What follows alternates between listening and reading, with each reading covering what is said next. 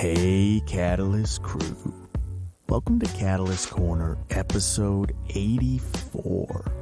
I'm Evan. I'm Jim. And we got some interesting stuff to talk about today. We're going to cover some movies, Cancel Pig, cover a little bit of Disney and what Bob Iger's been saying, and we're finally going to get to the music. Yeah, finally. How you doing, Jim? I'm doing all right. Yeah, listen to this one. I have to go for my physical. Sure. Right? So As you do. As you do, right? And you have to get the blood work done prior, right? Oh, yeah. So I go get the blood work, and for whatever reason, my veins weren't popping, right? Yeah. So the nurse, whatever, phlebotomist, tries to go in there, can't get it the first time, right? Yeah. Takes it out, but it's not a big deal, right? It didn't hurt, nothing. No, just can't get the not hitting the vein because they're whatever. Right, so she took it out, she had to re-get a new needle, right? So she's getting all that done. In the meantime, all of a sudden I start to get so dizzy, I thought I was going to pass out. No shit. For no reason. No reason. They say that happens sometimes, though, right? You know, again, there was no pain. Yeah. There was no blood. Yeah. And just all of a sudden it hit me like a friggin' wave. That's crazy. And I had to... Did you drop? No, but I thought I was going to. Yeah. And I'm like, and I told her, I'm like, can you wait a second? I'm like, I feel like I'm going to pass out all of a sudden. Yeah. And she went to get me a drink of water, right? And I was sitting there and I started sweating like it was, and then as quickly as it came, it went. It was gone. Yeah. And it was fine. Then she took the blood and I'm out of there. But what the hell, it was man? crazy. Yeah, you had a bit of a, what do they call that? Like a moment. Yeah. Yeah, a bit of a moment. Well, how there. about you? How are you doing? No, I didn't pass out or Good. anything. I'm glad to hear that. Yeah, I'm just they're getting to know me at the post office. Yeah, I bet. I bet. Yeah, we're grooving. Yeah, grooving for we're sure. Grooving. So thanks for everybody that's making orders. Absolutely. Got to get them in now, though, because we're hitting that threshold where if you want them before the holiday. Right. Yeah, we are, 11 days, 12 days, whatever it is. Well, 10 days. 10 till the eve, anyway. Yeah, right. So. But yeah, aside from that, nothing too crazy. It's funny because this time of year, I really kind of, they could drop the bombs and I wouldn't notice type of thing, right? Because it's just I'm my nose is down and I'm just grinding. You're in the out. workshop constantly, so for sure. We got some cool stuff coming up though. So yeah, it's been good. So good. What have you seen? So I caught the new Exorcist. Okay. Exorcist Believer. Yeah. Did you see this? So I haven't watched it yet, but I've talked to a few people about it. So I'm curious to see what your thoughts are. So when you watched The Force Awakens, for sure, and you're like, this is just A New Hope, but they've changed it slightly. Yeah, it's just A New Hope for 2020 or whatever it was. So this is kind of that. Yeah. Right? It's got like the same tropes. They kind of do a lot of the same things. Yeah, okay. You know what I mean? So they played it relatively safe. It was decent, right? It was decent until the ending, and then the ending got a little wonky. Okay. But these two girls go out into the woods. They end up getting possessed. Right. Doesn't matter how it happens. Same with the original. Right. And so, obviously they have to exorcise the demons. For sure. Which is what they do. So there's two of them now. That's right, that's two. the gimmick now, is that there's two. Yeah. And so the thing is, and I'm not trying to, I don't want to spoil it. Right. Right. But the devil makes a deal at the end, right? And if you know anything at all about, theology, right, you'd understand. Right, you don't make a deal with the devil. Right. You kind of know right away what's going to happen based upon that, because, if you know anything at all about it or a little bit about it, you're going to know what the trick is, right? Right. So again, I don't really want to spoil it. It does have a bit of a dark ending, though. Yeah, it does. And so the mom was in it from the original one, right? Yeah. And what's cool is, and I'll spoil one thing. At the end, right? So the mom is in the hospital, right? She hasn't seen her daughter in forever. and at the end there's a reunion, right? So we get Linda see Linda Blair, yeah, for a cameo at the end. That was cool. The thing is that they spent $300 million, I think it was $300 million for the licensing to make this movie. Yeah. So we're getting a trilogy. Sure. But it did awful. Yeah. Yeah, it did. And again, it's one of the... I wouldn't have been happy if I paid to go see it. Right. You know what I'm saying? It was if you want to watch it for free, it's okay. You know, it's not great. It's not revolutionary. It's not, a top 10 horror movie like the Exorcist is. I heard it's a bit long. Yeah, it is. It is. For what it is. Yeah. Especially. So, I mean, again, it's a decent enough watch if you can watch it for no charge. But I could see where if people paid good money to go see it, they'd be disappointed. For sure.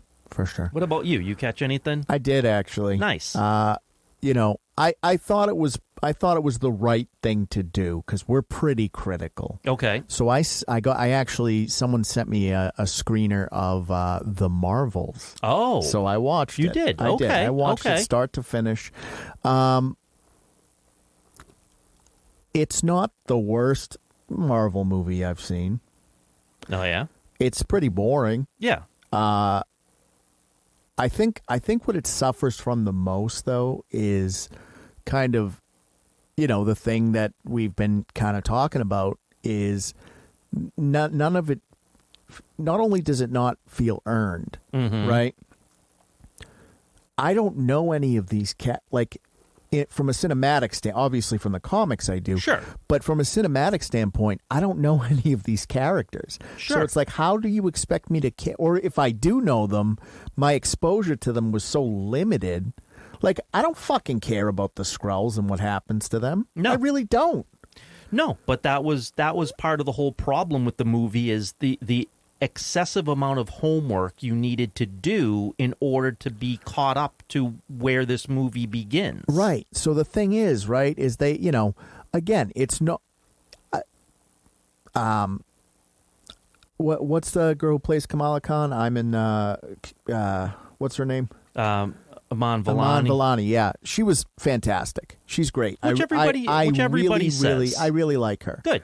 And there was like one or two scenes that were genuinely funny. Okay. There was no chemistry between Carol Danvers and Monica Rambeau. Yeah. No chemistry. Yeah. And and in real life too. Right, but that hurts the film, right? Sure. And then the other thing I think it really suffered from was clearly they, obviously it's pretty notorious that they had to do a lot of reshoots, right? And it seems like initially they really wanted this to be like a plucky, fun fucking movie. And, there's still some of that in there, but, they definitely tried to kind of tone that down. Yeah. So just kind of tonally, there's a whole mishmash there. Yeah.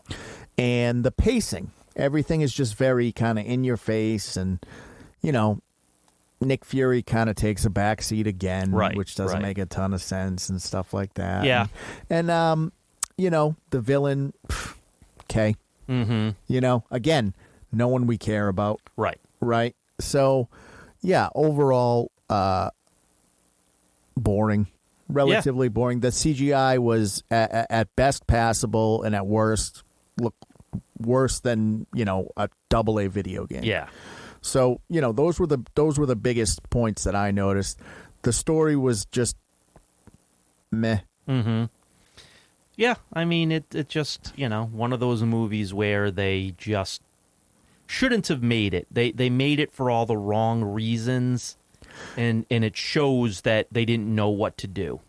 Yeah, and it's funny because a Kevin Feige production all over it. Sure, like his name was. And absolutely. I don't know if that's just like, all right, Kevin, this is your baby, Well, this is what he pushed for, and this is what he wanted. Yeah. So that's why it came out. But the thing of it is, right, and again, I haven't watched a lot of the Disney Plus shows. I didn't watch Miss Marvel or anything like that. Yeah.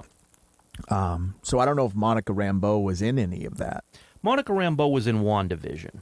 Okay, so did she get her powers in WandaVision? Yes. Okay, because the way, like, and again, I didn't watch it, right? Yeah. So the thing is, right, they give you a throwaway line on how she got her powers, and it's that thing where it's just like, are you fucking kidding me? Yeah.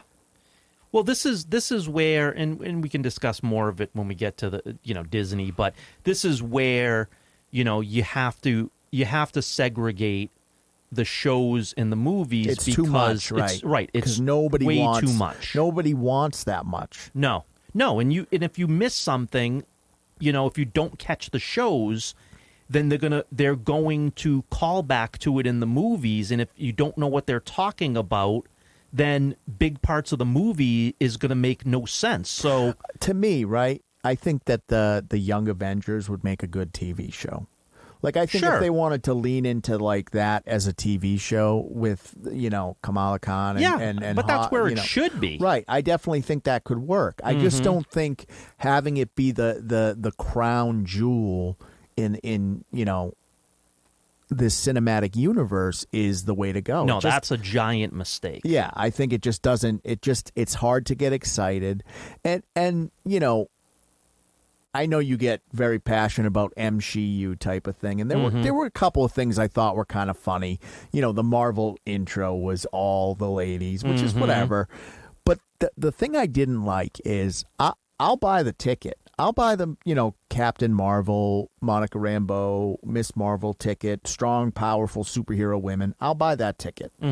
But where it becomes kind of egregious is that scene where, some henchmen bad guys get teleported to the house and Kamala Khan's mother leaps in front of the Blade or whatever, to protect her husband. Right, who's cowering in fear. And it's just like, I've already bought the ticket. I'm sitting here watching this for strong, powerful women. But when you do shit like that, it's just like, it's so unnatural because it's just that there's no need for it.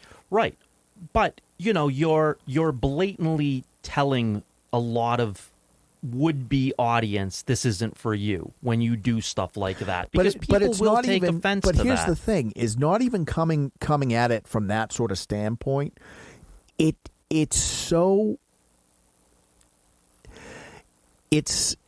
the pacing of it it's a scene that doesn't need to be in there. I wouldn't want the father to do it to the mother. It doesn't need to, unless somebody's going to get stabbed. It doesn't need to be in there. Her just giving the fucking death stare to the henchman is the stupidest fucking scene. Right. But because then, what you're also doing is you're lessening the need for the hero, right? Because if you're a villain, right? Like that type of level villain, and your everyday, 70-year-old, 60-year-old woman is not afraid of you and will look you dead in the eye, then, what's the need for the hero, right? You're not afraid, right? You're going to defend just as much as they would. So you're also diluting the hero when you do that. They should have both been cowering. Right. If you want that scene at all. Such a weird scene. Yeah, like for that. Sure. That was the thing. Is like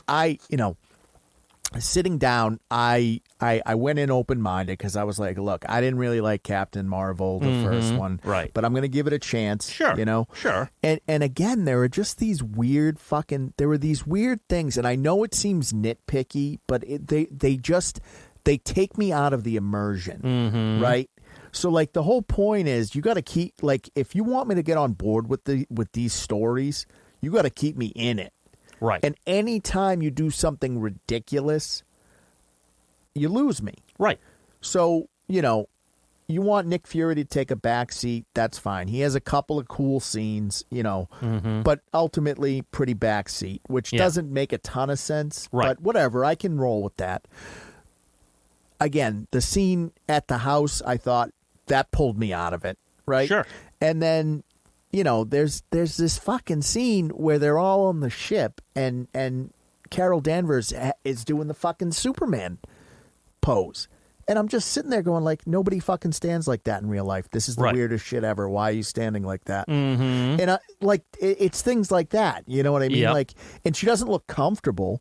Yeah, but but that's it. You're supposed to be, in that stance. You're supposed to be looking like Superman, like that. Yeah, that's the weird, reasoning, and you're supposed to, that's supposed to be the correlation. But like, she's not even wearing the costume, right? But the imagery is, this is Superman. This is as powerful, as great as Superman, and that's what the imagery is supposed to make the audience feel. And everybody, like what you just said, everybody looks at it like that's just stupid. Right, because I mean, the whole thing with Superman is generally he's floating into screen with his cape flapping in the wind and shit when he's doing that pose, or he's flying by the Daily Planet or whatever. Right. Or it's not Daily Planet. It is Daily Planet. Yeah, I'm thinking I always get Spider-Man and anyway. I don't think it's as bad as people are saying. Okay. Because I know there were, again, you have to tread lightly with this kind of stuff because there's a lot of, there are a lot of shitheads, right, that are just going to lambast it because it's powerful women beating up, whoever. Right. My whole thing is, I think Kamala Khan, she's fun.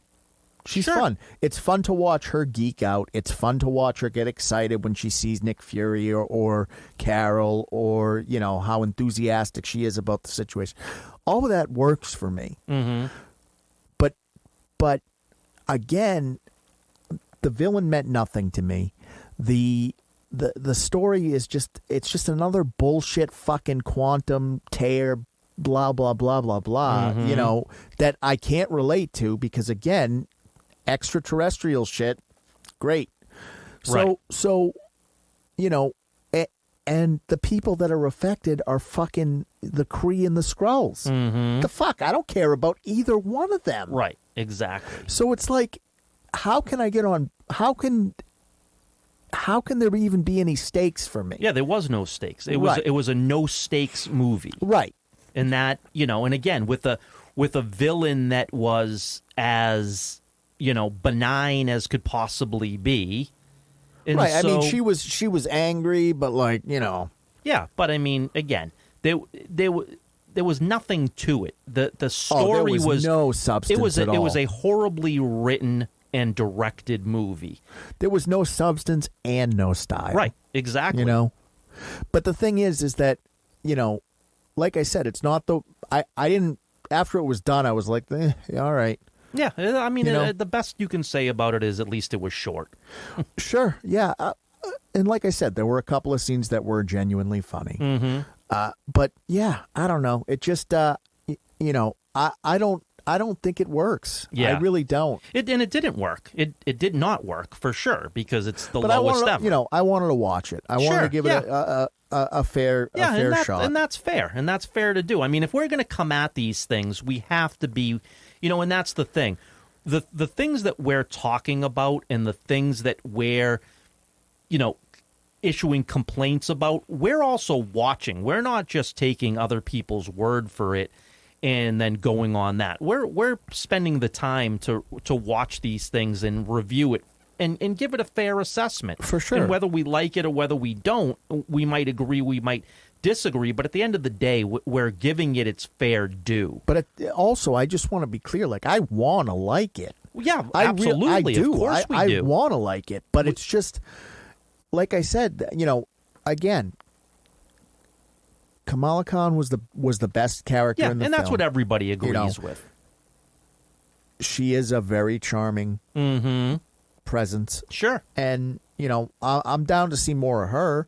But again, it's just not, I don't really care about Miss Marvel. No, but the thing is, yeah, she's charming and you could stand to see more of her, but I don't want to see her in a solo movie, and I don't want to see her as a leader. I just want to see her as she could be in the background as, a piece of an ensemble, but I don't want her to be but she's not a leader.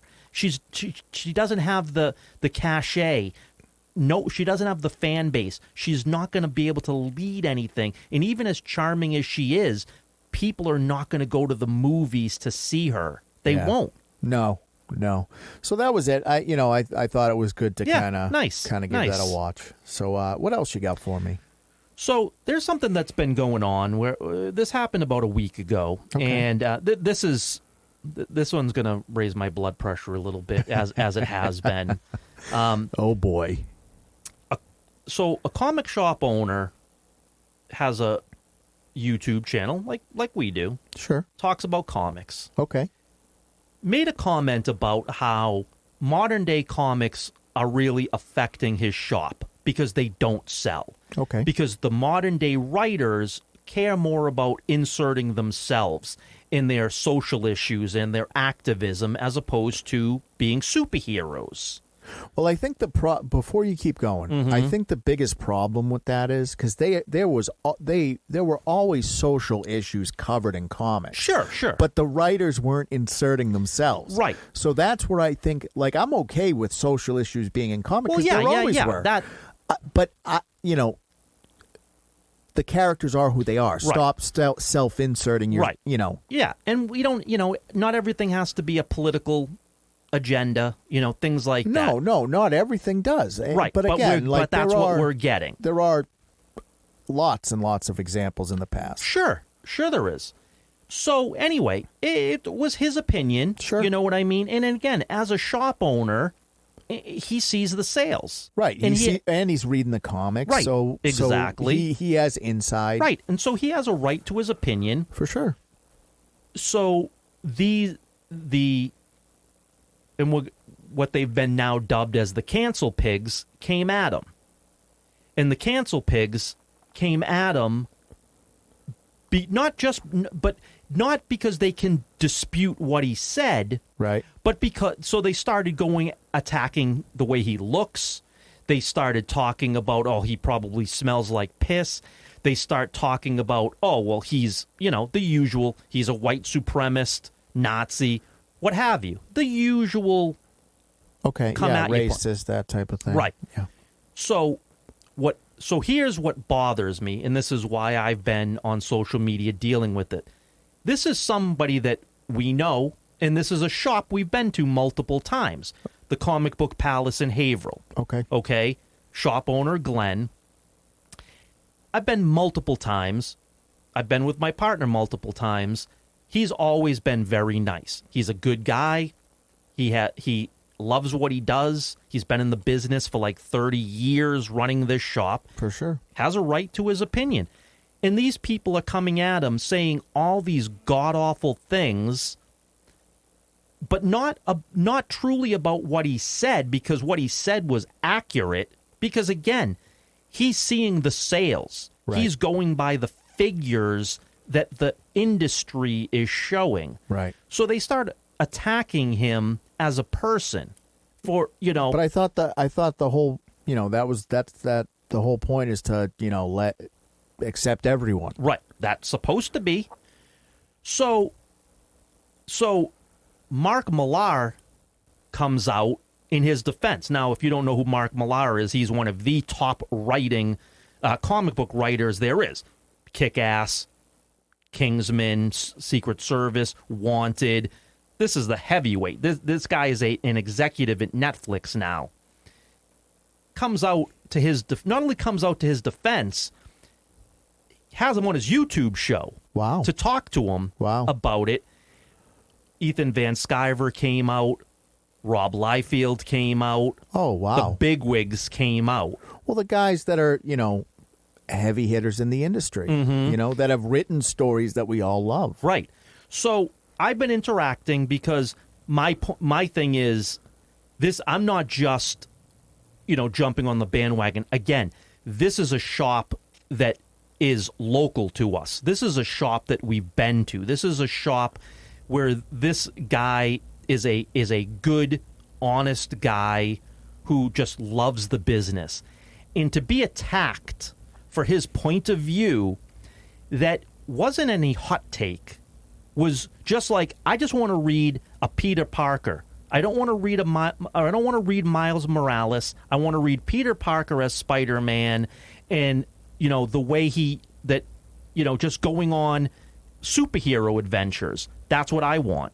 Well, I think what it is, right, is that Miles seems to do better in other mediums. Right. Yeah, he's not as popular in the comics as he is in the other mediums. Right, he does and really, he has really his solid popularity in other mediums. But it's not just, I'm just using that as an example. Right, I get it. My point is nobody wants to read a Robin book when they could read Batman. Right, but the thing is, no one wants to read Robin because he's now gay. And if you don't like that, it's and all he's in the one of the new Superman where his son, he's just sending like sexy texts to his boyfriend. That's what they're doing. Who is that for? Well, I guess the thing of it is, right, because I don't give a shit if they're gay or straight. That doesn't bother me. But when that's what the story is. No, but the thing is, that's fine, but it doesn't sell. Well, I mean, because if that's what the story is, then what story are you telling? But that is what the story is. Right. Or you've got, you've got these people writing the X-Men, and they're just sitting around eating food, right? Right. Well, I mean, I think what it is, right, is it doesn't seem like we're getting those, maybe 30-issue arcs where, like, you have a villain or a situation that plays out over the year like they would do. It doesn't seem like that's what it is right now. No, you get mostly mini series, like 6 issues, but most of these series get canceled so quickly because of the sales.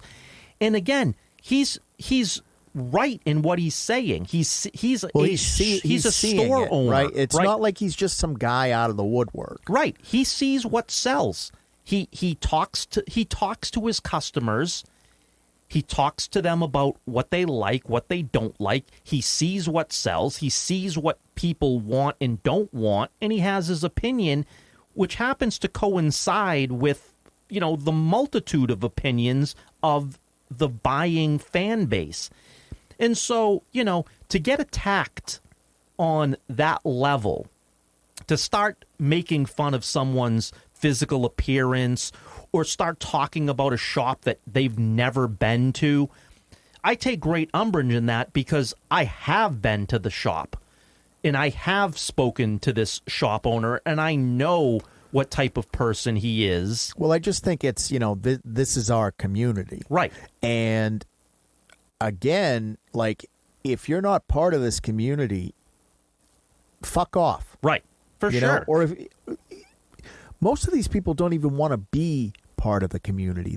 They just want the conflict. Right. And they don't buy the comics, or if some of them are in the business and some of them were in the business that came out and said something. Sure.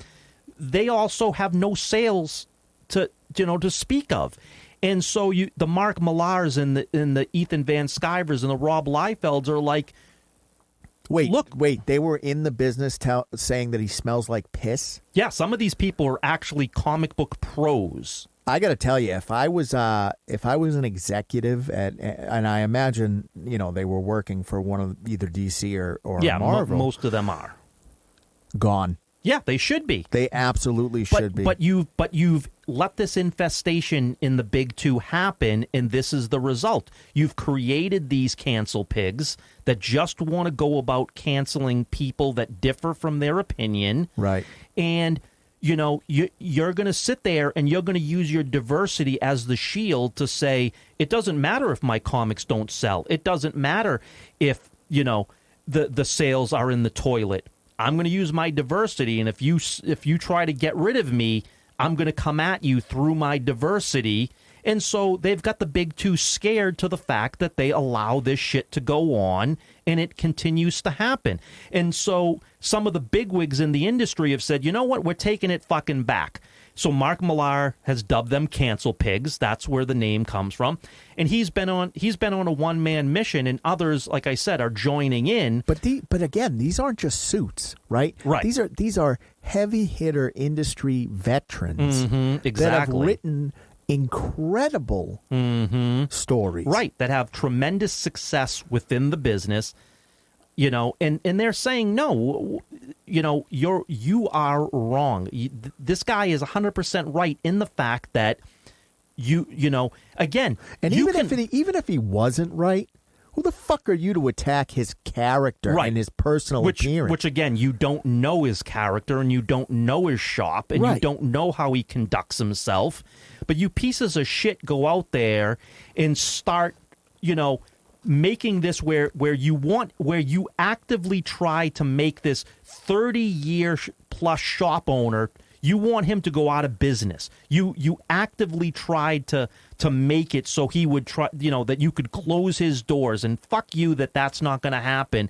And again, people like us that are in this community are going to make sure that we stand by this guy, and we're going to make sure that we drive sales to that place. Well, because at the end of the day, right, we are the ones that are going on Tuesdays when the books are coming out and supporting exactly, or Wednesdays, whatever it is, right, and supporting these guys. You know what I mean? Like, that's the thing, is like, I cannot for the life of me understand how things can bomb. And instead, like, here's the thing, because we're working artists, if I made something and I've had it happen and it bombs, okay, on to the next thing. Sure, exactly. Instead of just standing by my turd, it's like, okay, it didn't work for whatever reason. Right. And you know, and what are you using as a defense? Your defense is what? The statistical numbers that show your failure. Like, there is nothing else. Right. If I'm lucky enough to actually have feedback, constructive criticism, you know, I'm not talking about shitheads. Right. But if that's another point I want to make, right? Is I get it. You know, don't feed the trolls. Right. But if this guy is just offering constructive feedback, and instead of going, well, maybe he has a point, your first reaction is to attack his character. Yeah. His physical appearance, his character, his shop, of which you have no idea anything about. Right, but you don't belong in the creative industry. No, they don't. These people don't belong there, because at the end of the day, you know, their creativity has not resulted in sales. Right. So again, right. But I'm not even talking about that. My thing is, right, is looking beyond that as a creative. Right. If you're lucky enough to get feedback from your audience, take it. Sure. If it's not, again, if it's trolls, I get it. But if it's not people trolling and they're just offering constructive feedback, take it. Right. And if you can't, then get the fuck out of here. But the thing is, you can't sit there, hear what he says, and then attack him on the basis of the fact that he's right, that your books that you have self-inserted don't sell. Right. There was no rebuttal. Right. Right. Because the sales figures will buttress exactly what he's saying. Right. So you can't hide from the sales numbers. So what he's saying is accurate based upon the sales of your books. So again, you couldn't have any rebuttal in the fact that he's wrong. So what you did is what you go after the low-hanging fruit by attacking someone's physical appearance or what you perceive he smells like or all of this other bullshit, and think that you're going to get this guy to close his shop because he doesn't agree with you. Like, who are you expecting to be on your side when you're doing that? The Twitter crowd. The Twitter crowd that doesn't support anything. The Twitter crowd that goes on there and bemoans everything, but then supports you with $0 and 0 cents. Yeah, it's pretty. You know, it's interesting to wrap it around back to. So I you know, when things come out that I like, generally what I'll do is I'll work up some coasters, right? Sure. And again, it's just a lot of it is for social media. It's not like we can sell them or anything, right? You know? Right. And I'll post them on Reddit, right? You know, because again, if you're a fan of this kind of stuff, it's just a cool little different thing to see or whatever. Sure. It's not a big deal. Without fail, there's always one or two people that are like, You're making coasters. Yeah, there's always going to be trolls. Sure, and it's just like, yeah, yep, I am. Mm-hmm. Like, do you have any? Is there something wrong with them? Like, do you have any feedback? Coasters are dumb. Yeah. Oh, okay. Cool. Yeah. Can you go beyond that? Nope. Right. That's it. Right. So that's the thing. It's just like, I get it. If someone like that is coming at you, fuck them. Right. But if someone says to me like, well, I don't really like the design, or, yeah, I don't like the material they're made from. Right. Whatever. And if you're lucky, you'll have someone say you could use this or you could do this. Exactly. And that's what I feel like a lot of us in the community and the industry are doing. Mm-hmm. And there is no room for discussion. Right. You can't have civil discourse. Mm-hmm. Because they're again, when you point out reality, they feel attacked. Yeah. These writers. Right. And the thing is, so when the heavyweights are defending this, right, and they're talking about, all the woke ideology that's in comics, in modern day comics right now, and they're not selling, again, they keep on trying to come at you with just nonsense. And so Rob Liefeld and Mark Millar and Ethan, they're going back to facts, and it's like, but I'm giving you facts to prove what we're saying is accurate, and here are the numbers to prove our point, and all you can say is, nuh-uh. Like, that's right, it. That's your best that's defense. What it is. That's what it is with everything. That's right. What we get every time a movie or a TV show fails. Like that Robin Hood. Mm-hmm. I watched the first episode. It's bad. Right. It's terrible. Right. And that's the thing is, like, it's bad. Yeah. All right. Right. At the end of the day, it's not good. Right. And people didn't enjoy it. And instead of just being able to accept that it didn't resonate with audiences, because honestly, it's a stupid fucking idea. Right. It's a horrible premise that didn't resonate with anybody. And people it has nothing thought it was boring. It has nothing to do with people being misogynistic or racist. It's just a fucking stupid idea. Right. And you didn't pull it off. So put your big boy pants on and move the fuck on. Right. Not everything that everybody does is going to be a home run. That, again, in this industry, entertainment, you have to accept that you're going to have failure, and you just move on to the next project and hope that one resonates. The problem with these people are they keep on doing the same thing over and over again. They just keep on putting out the same product. It keeps on continuously failing because they're not listening to any fans. And all they're doing is attacking the fans and saying, nope, you're a racist, you're a homophobe, you're a transphobe, you're a Nazi. And it's like, what good is that doing? That defense, we know it's a failed defense. No one buys it. No one believes it. But you keep on using it, and you keep on having failure after failure. And it's like, at some point, you got to look yourself in the mirror and say, no, what I'm putting out is a poor product. It's really funny because, I know we don't really talk about this, but I'm a bit of a Mortal Kombat player. Yeah. And online is incredibly toxic in this game because it seems like the toxic players externalize blame. Mm-hmm. And the thing is like, until you can honestly look at yourself and go, okay, just using the Mortal Kombat thing, I lost because I couldn't figure out the combat, know? Until you can actually say that to yourself and go, all right, well, how can I get better? It's just, you're just going to keep being toxic. Right. Right. And that goes for everything, and it's what we're seeing. It's what we're seeing in movies. It's what we're seeing in the comic industry, is that you're getting honest feedback. And again, I know it's a lot of noise and there's a lot of trolls and stuff, and fuck those people. Right. But when you're getting honest feedback, especially from fans that have been in the community for 20 or 30 years. Right. Right. And they're saying, look, I get what you're trying to do. You can add your spin to it, but what you're doing isn't working. Right. You can accept it and try to get better, or we can keep having these failures. And ultimately, if this is truly the way you want to go, you're going to kill everything off. Right. Because it's going to get to a point where, Yeah. I mean, again, I absolutely refuse to buy modern day Marvel and DC, and I haven't. There's no stories that are worth, I probably haven't up. bought in 3 years. Yeah, I think, I don't know, maybe the last runs I bought Metal, and then that was Metal, probably the Batman Who Laughs.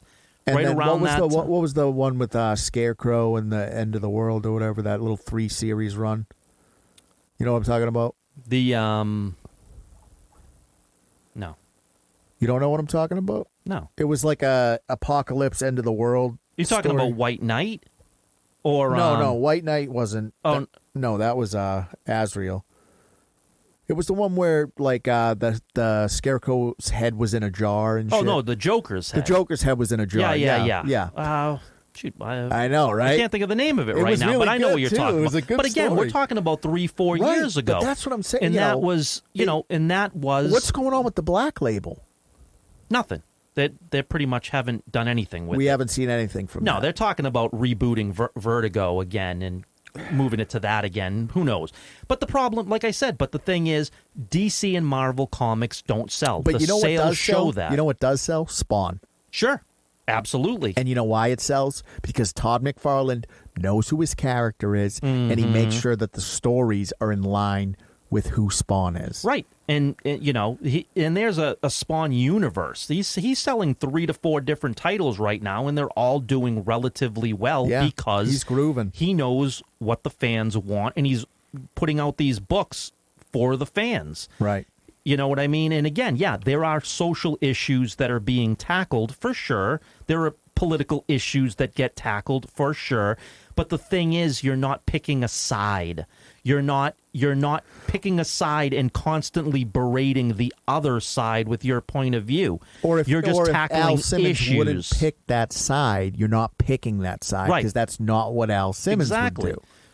So again, I've been very active on social media about this subject because again, this one is in our backyard. Right. And right. that I'm not gonna stand idly by for that. Well, we stand with Glenn. Exactly. Absolutely. All for right. sure. Let's talk a little bit about Disney. Sure. So the evil overlord, Robert Iger,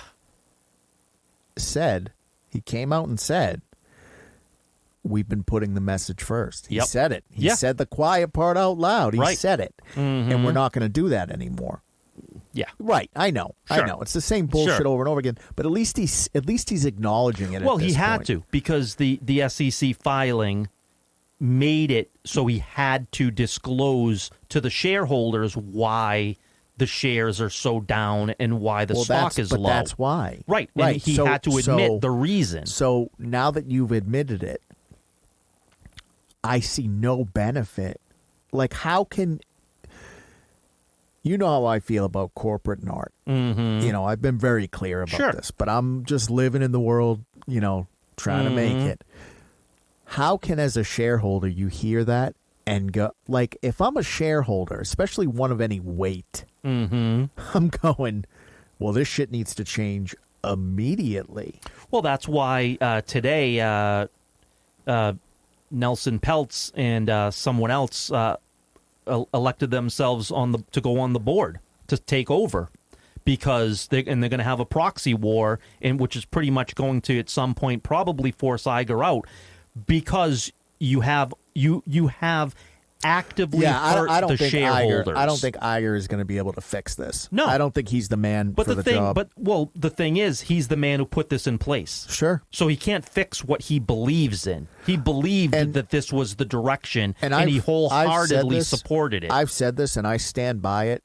Kevin Feige has to go. Oh, him and Kathleen Kennedy have to go. They have to. You can't make change with those two in place. You can't. I don't think so either. I just think I think that There's just Feige is in love with the smell of his own farts. Yeah, big time. Big time. He really is. Yeah, and and that's the thing though. You know now what has ruined Disney to this point. Right, it's out in the open at this point. Right, because it has to be out in the open now. You were forced to admit it. And so now the shareholders are going to look at it like, okay, well, what's the solvent? And the thing is, you don't really have any plan to change it. You were forced to admit what caused the problem. You're going to still double down on the message and keep going the trajectory you're going. But here's the thing. You just had to admit why it's failed. There's always been messages. Like Up has, messages in it. Sure, and stuff. but they're not the story. Right. They're just in there Correct. as part of it. Right. Just like it's how not smacking you in the face. It goes against storytelling. Absolutely right? It does. Is storytelling, the reason it came about was to communicate message, right? Mm-hmm. But as soon as message is trumping the story, you're not telling a story anymore. Right. Yeah. And the problem is that, you look at the stuff that's coming out, right? So Captain America 4, right, just hired a new writer. This movie is finished, was finished. Yeah. They just hired a new writer, and it is going through 5 months of rework, which is rewriting the entire thing because it doesn't work. It sucked. You test screened it. But the thing everybody is, says it's horrible. We didn't get a Blade movie because why? Same problem. Same reason. Daredevil had to be redone. Right. Same problem. Everything that is in the works, Ironheart, right? That was ready to go this year. Yeah, that's gone. It's pushed out 2 years. If it even comes out. If it comes out, but it's done. It's done, though. Yeah. So they have to rework that, and you pushed it out 2 years because you've got to redo that entire thing. Everything that is Marvel right now has to be completely start from scratch over because it was horrid. And the Marvels were just going to be the tip of the iceberg of how poor these movies were going to continue. Sure, Deadpool 3 is going to be an anomaly like Guardians of the Galaxy 3, where that movie is going to produce money because there's an interest in that character. Right, but it's an outlier. That's all it's going to be. You're going to get a one-shot with that movie. You're going to have all that nostalgia bait coming in, and it'll sell. Right, and it will. But Guardians has proved to us, right, that just having one is not enough at this point to rekindle the passion. Right, and the fact is, that's, you only got Deadpool, and that's all you have coming out for movies in 2024 for Marvel.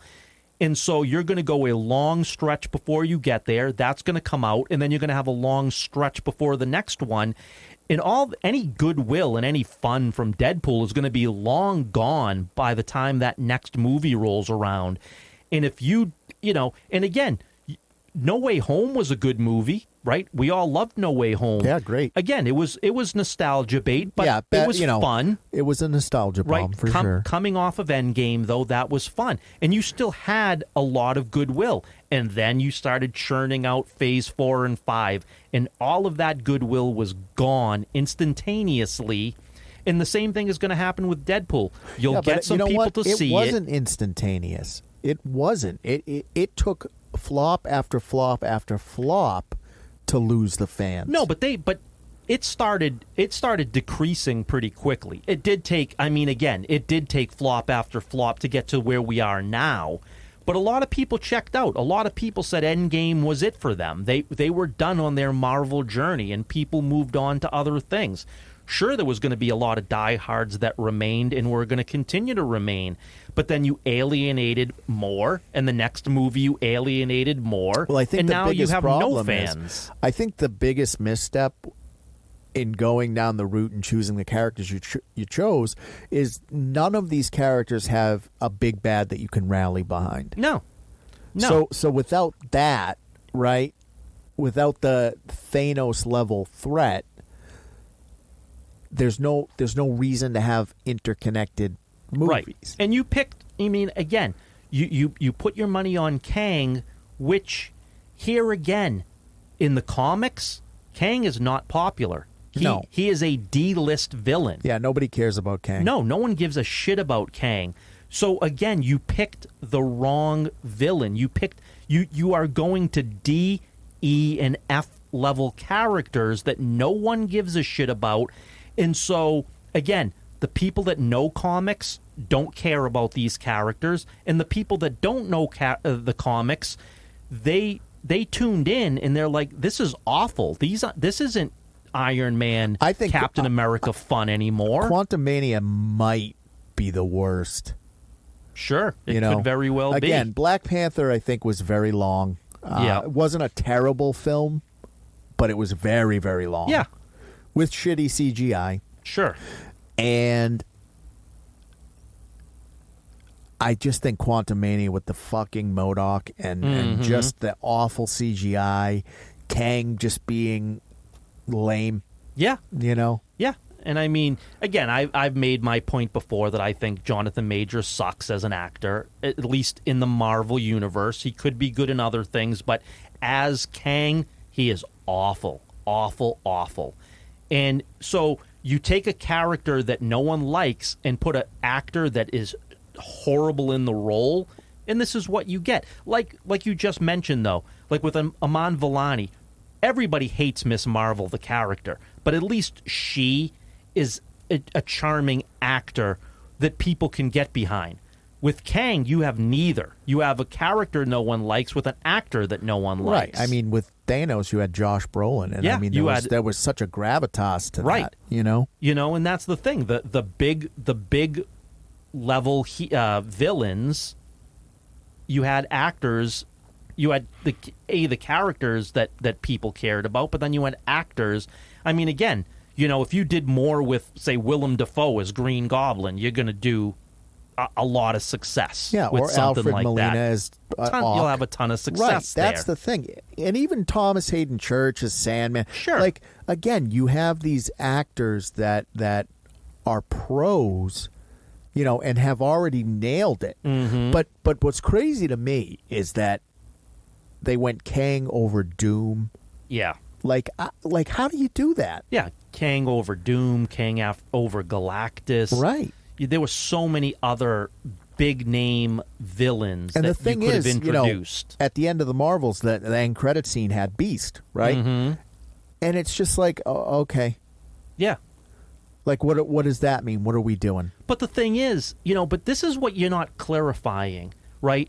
So you had Beast from the Fox X-Men. Is that the Beast that you're going to have going forward? Well, it's a parallel universe, so who the fuck knows? Right, or is that Beast just there in that universe, and then Monica Rambeau comes back to this universe, and that Beast stays there, and there's going to be a new Beast here? But then what about Marvel and everything? Right, that's what I'm saying. You're not making anything clear as to what you're doing with all of, again...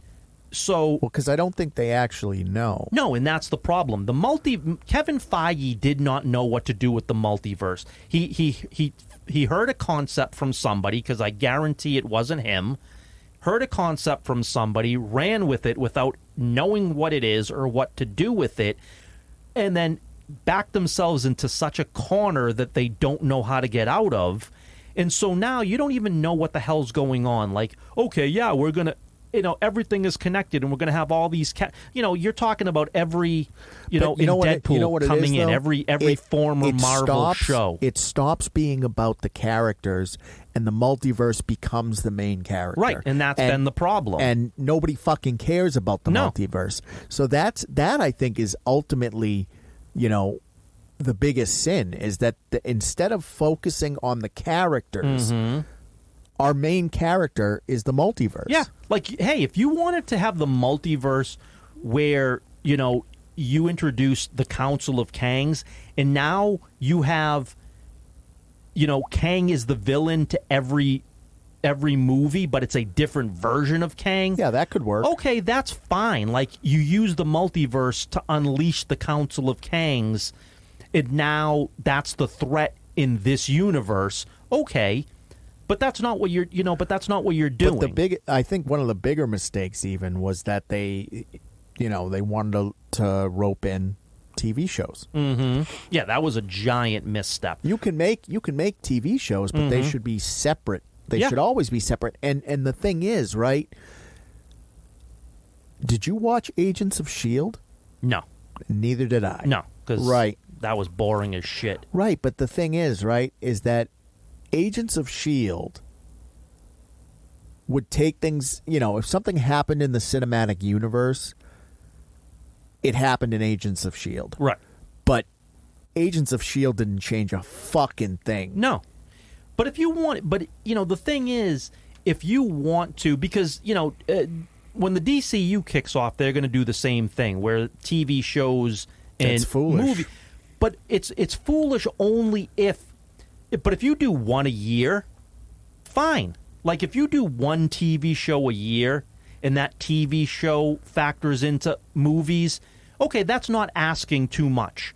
But if you're doing like 7 shows a year and you're expecting everybody to watch those 7 shows and they factor into the 3 or 4 movies that you also want people to go see, and it all ties in together, and if you don't catch one of them, you might miss very important plot points. But that's too much. The nice thing about Werewolf by Night is we got to see Man-Thing, and he's never mentioned again. Yeah, and again, you can mention him again down the road because he exists. But it doesn't have to be connected with the MCU. No. It really, really doesn't. No, he does.